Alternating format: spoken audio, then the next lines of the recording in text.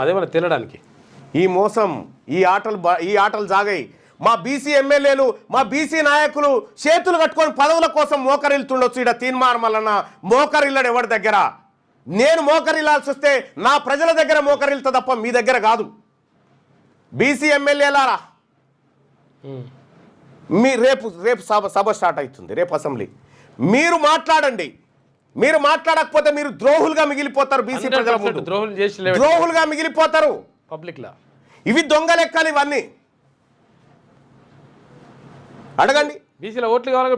బీసీల first of all చెప్తుంది వాళ్ళు ఎట్లాగో తేల్చేసిరు. మేము ఇట్లే ఉంటాం రా బై, బీసీలను లెక్కలు తారుమారు చేసి మేము కొట్టుకపోతాం, మీ ఆస్తులన్నీ కొల్లగొడతామని వాళ్ళు కరెక్ట్గా ఉంది. నీ సంగతి ఏం చెప్పిగా, అంతే.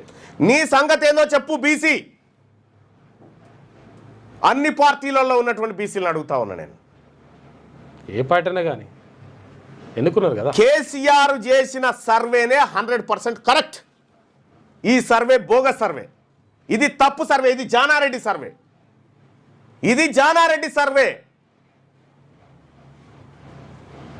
సిగ్గు శరం ఉండాలేమన్నా బీసీలను 21 లక్షల మందిని చంపడానికి.